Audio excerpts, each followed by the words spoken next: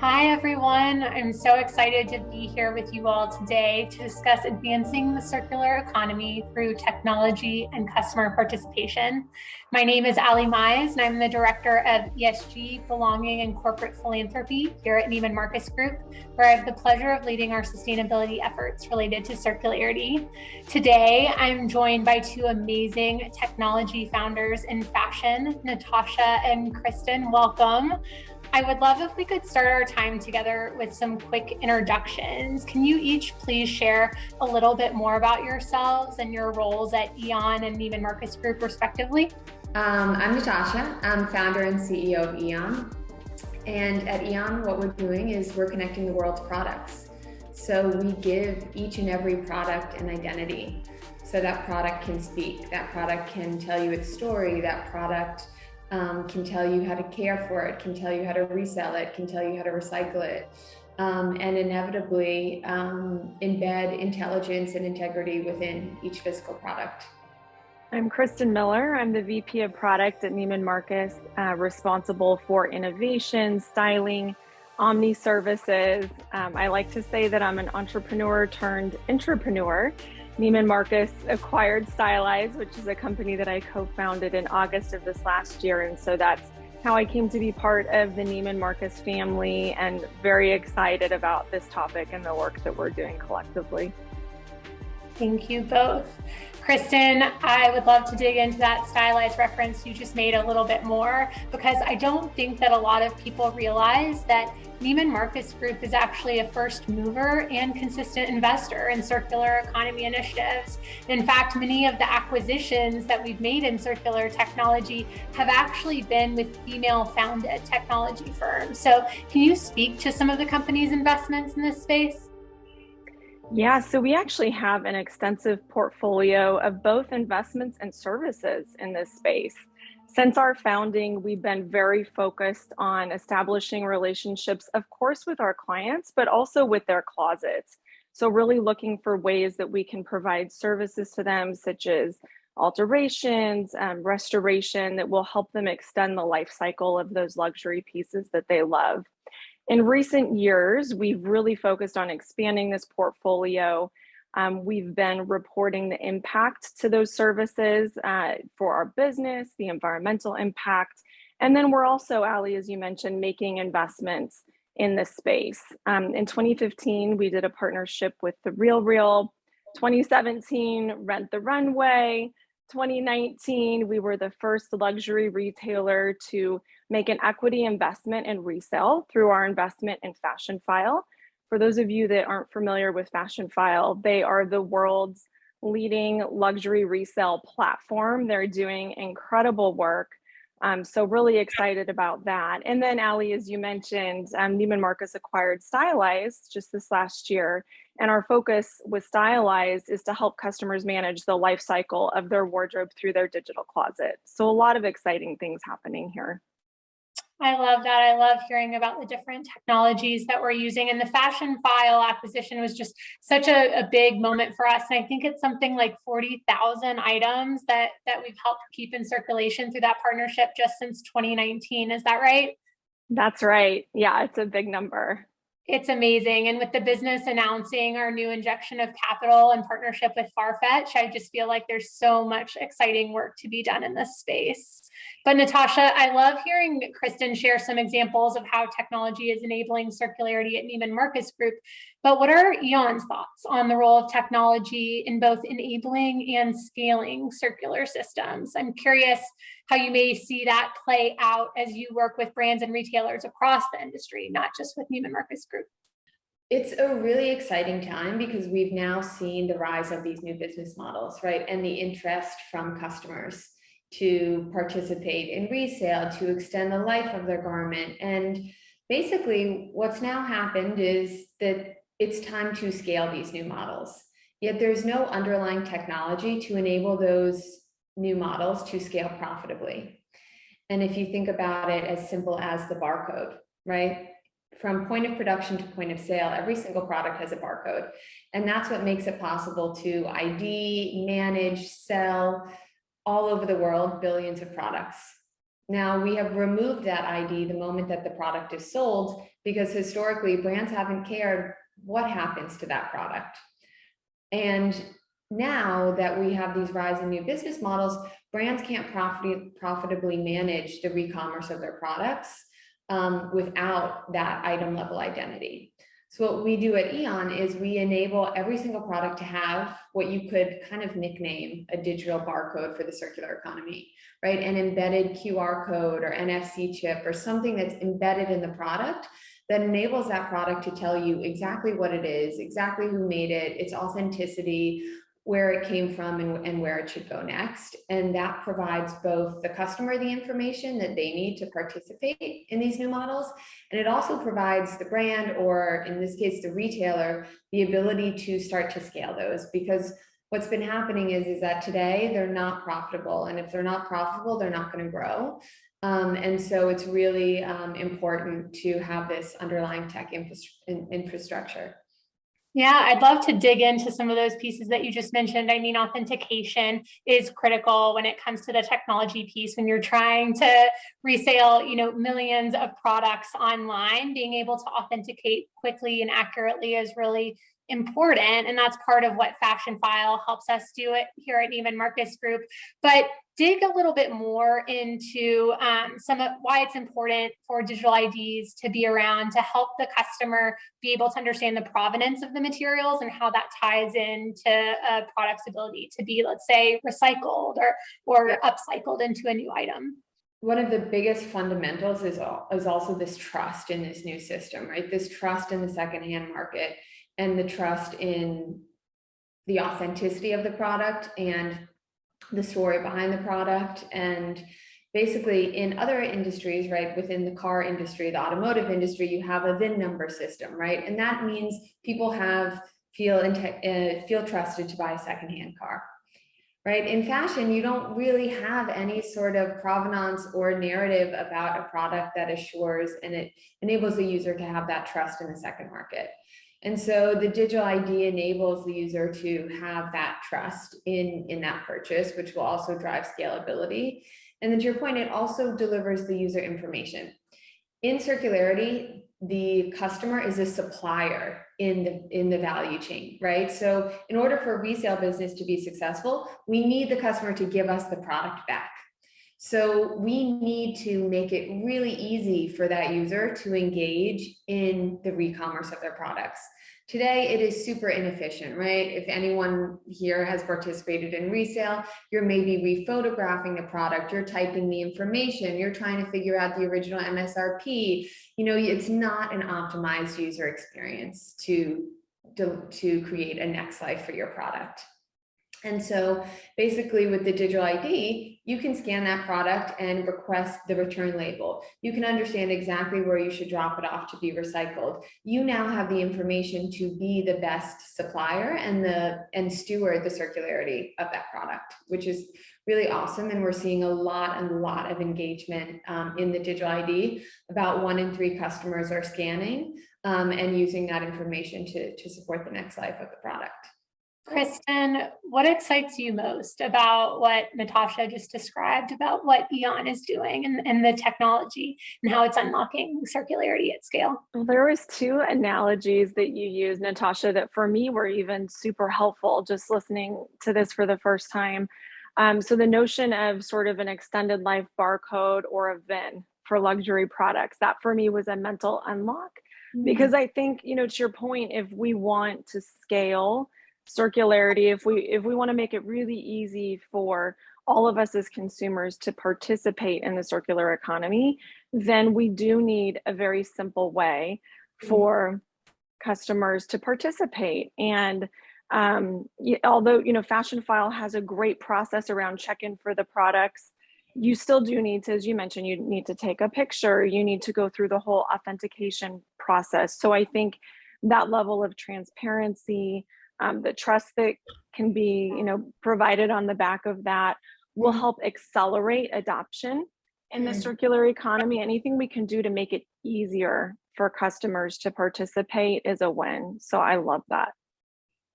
Awesome. And Natasha mentioned something interesting. She said approximately one out of every 3 customers are scanning this digital ID that these products are carrying. And so, Kristen, I'm curious, both as you think about Neiman Marcus Group's current technologies like Fashionphile and Stylyze, but also potential future opportunities with groups like Eon or other companies, what is the role of consumers and all of this technology? Is it something that Neiman Marcus Group expects that they will engage with directly?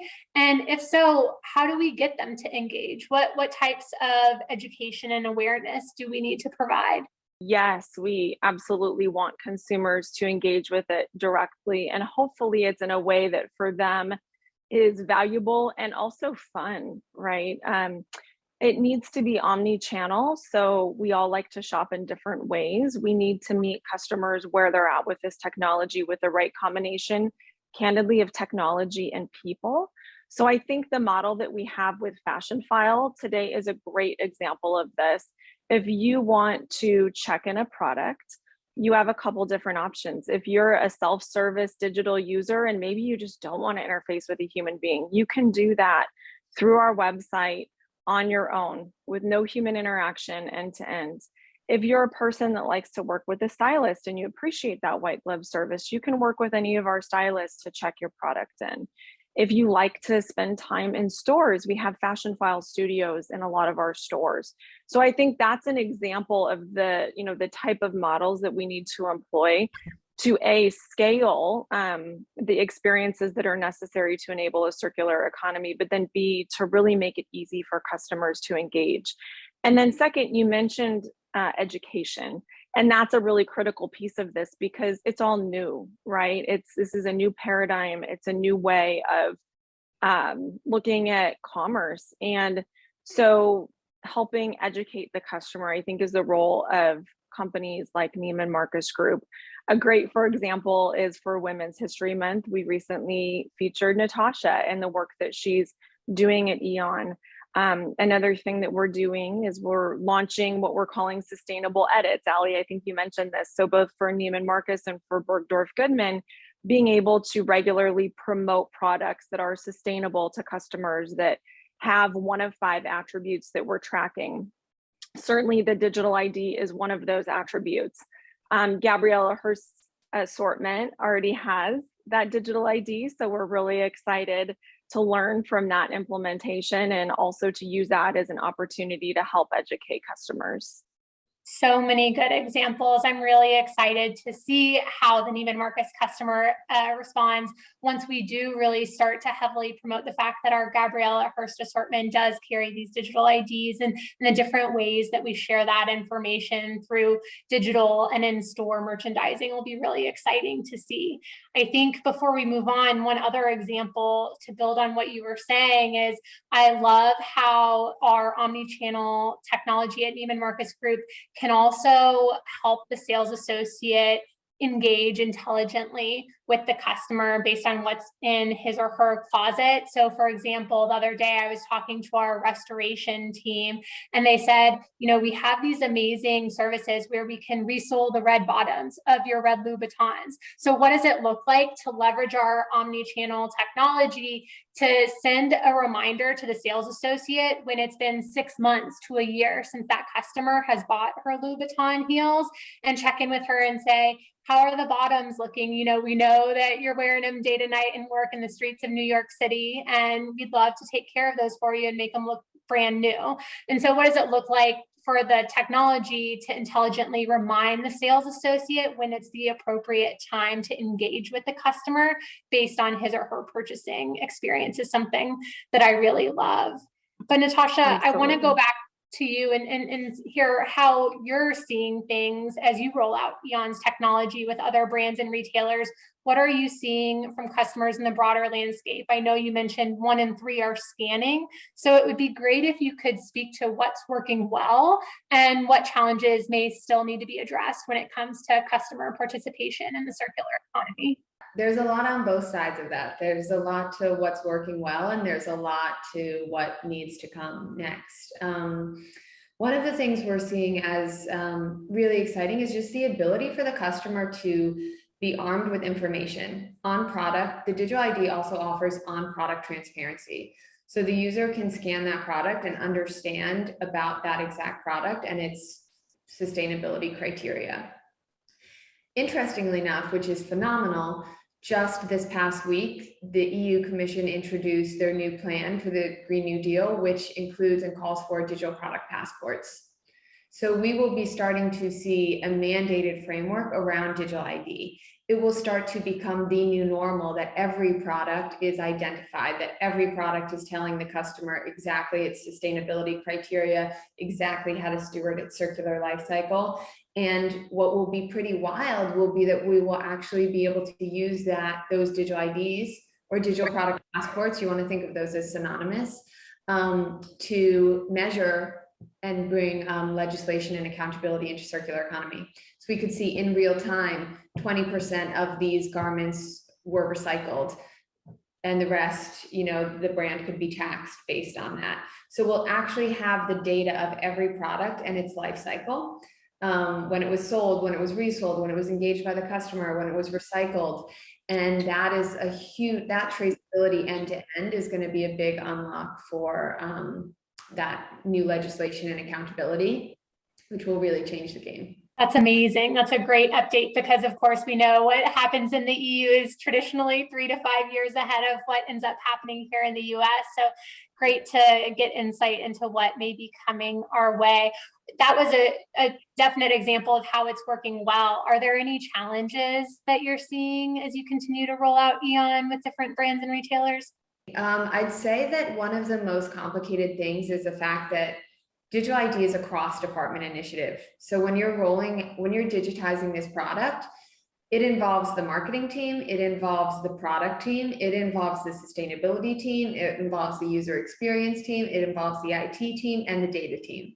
So in order for a brand to deploy a technology which has as many systemic implications as product ID, they really need cross-department collaboration.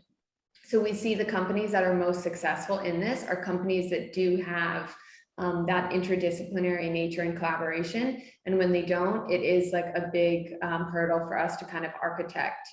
It's like a brand therapy to create, new teams. I mean, this definitely is all about systems change. So I appreciate that perspective. I want to ask you both, is the luxury customer different? And how are your customers thinking through how to present this information when it comes to striking that right balance between communicating the seriousness of topics like climate change, social and environmental impact, with also creating a fashion-focused and luxury experience? Yeah, that's a great question. I think all customers are much more dialed into these issues today. I think especially younger generations really are excited to get behind brands and companies that stand for something, that have a strong ESG story. Having said that, I think we can be the tip of the spear with luxury because these are investment pieces. It's not fast fashion. It's not a $7 t-shirt that you're okay wearing once and then, happy to just get rid of. I think we have a different, let's say, opportunity and also accountability to provide the types of experiences to customers that facilitate their participation in the luxury resale kind of circular economy. So I do think from that perspective, our customers are excited about participating in the circular economy. I think they're looking for ways to participate, and I think it's really our job to make it as frictionless for them as possible to participate. I love that. I agree. I definitely see it as a responsibility based on the luxury nature of our product. And I also think that as a brand with as long of a heritage as Neiman Marcus, I think we also have a responsibility to make it aspirational to participate in these systems as well, the desire to make it look good. And how do we think through terms like recycled versus conscious when you're speaking to a luxury customer as a way to kind of bring them into the conversation? You can bring them in and then educate them at a deeper level. It's something that I'm constantly thinking through. But Natasha, are you seeing any differences as you think about the everyday versus the luxury consumer in this space and getting them to participate? I mean, there's so many thoughts that I have about this one question, but basically we believe that for society to win at large, right, we need to transition from seeing every single product as an asset, whether it's a luxury product or what today is maybe considered a mass market product. Every product needs to be viewed as an asset because every product is resources. And so basically that is the transition that digital ID looks to facilitate, the transition from simple disposable product to intelligent asset. And that's why we ID it, because we treat it as an asset. Now, we see every single product having an ID, and we work across large global brands and retailers in a mass market, and we work across very luxury oriented brands. Those two IDs are a little bit different, right? One may be your QR code, another may be your NFC. They may offer different services with each, but really they are enabling that systemic shift into a circular business model transformation. And what's incredibly exciting about the ID is it's actually providing the mass market brands and retailers the technology that they need to scale resale. So if you have billions of products that you're producing every year, it would be impossible for you to start a resale business because you couldn't possibly ID each and every product and manage it through resale. Now with the ID, those mass market brands and retailers are starting to invest in a resale model. And that is inevitably enabling them to deliver on the circular business model transformation that they need. So it's exciting. That is exciting. And it's really interesting to think through, both as a customer, an advocate, and a retailer, about how scaling the technology with mass retailers can help drive down the cost of the technology as you think about adding it to every single item. Because I imagine it's a little bit different, adding this expense to a luxury item versus adding it to a value item that has a lower margin, right, to be able to absorb that cost. So it's really interesting, and I appreciate your insights there. Today's discussion has been so great. I always learn something new when I talk to the two of you. And as we wrap up, I'm curious, when it comes to leveraging technologies to engage customers and scale these circular systems, how are you feeling as we leave the conversation? Do you feel like, as a whole, the industry is making progress? Oh, I'm an optimist, and I think so. Yes, I believe. And also I am seeing firsthand, like, we have gone from pilots to now brands committing to doing this portfolio wide, every single product being identified for some of the largest brands and retailers. So to me, it is a positive moment of change.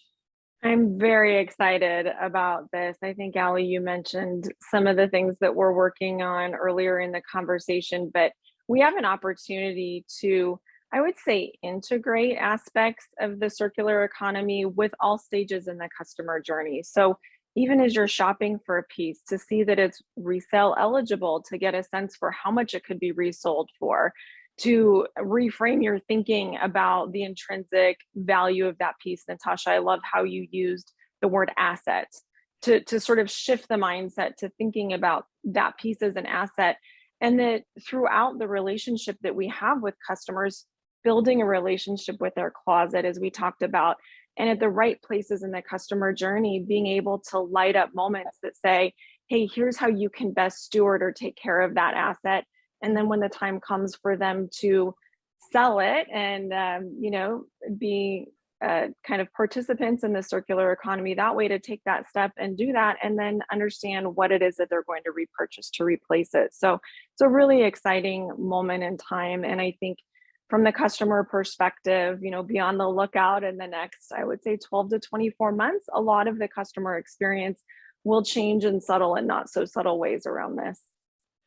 I love hearing you use that word integration, because I think that that's what I'm most grateful for working in sustainability at Neiman Marcus Group, is that you're not a circularity expert, but you are a huge advocate of circularity in your centralized business role as our VP of product and innovation.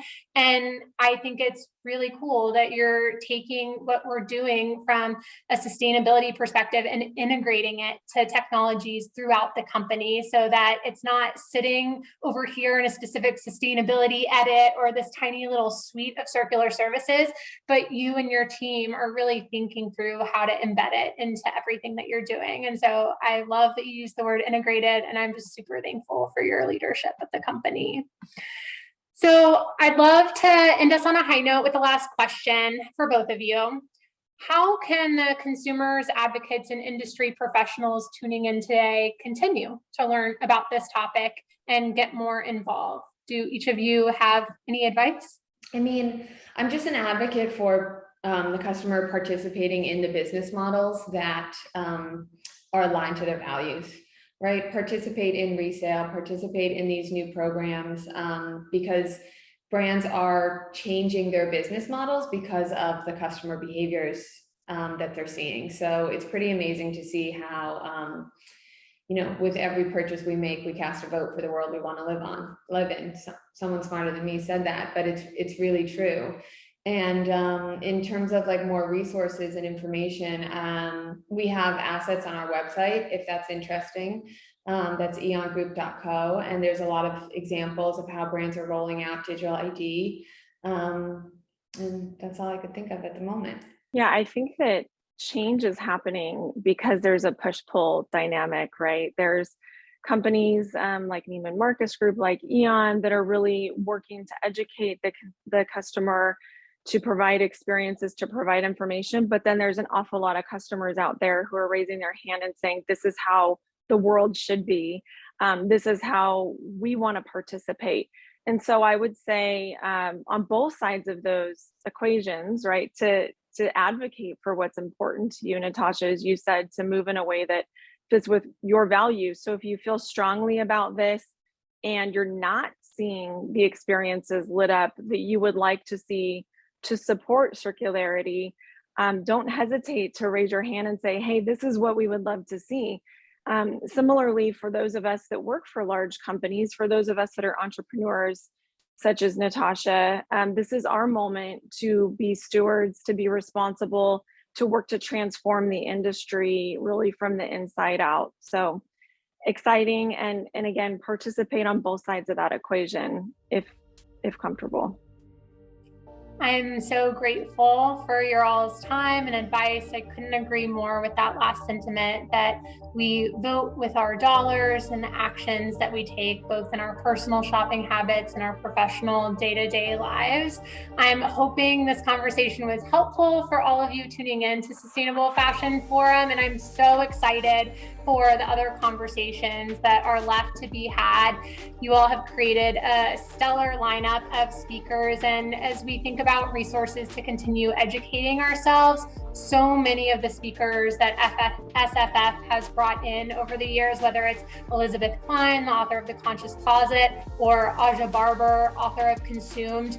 We had Elizabeth come speak to our associates last Earth Month and did a little bit of an internal book club. And this month, we're so excited to host Aja Barber internally for an all-associate conversation at Neiman Marcus Group. So regardless of the sessions that you tune into this week at SFF, I hope you have an amazing experience. And Natasha, Kristen, thank you so much for your time today and the great conversation around technology and customer participation and circularity.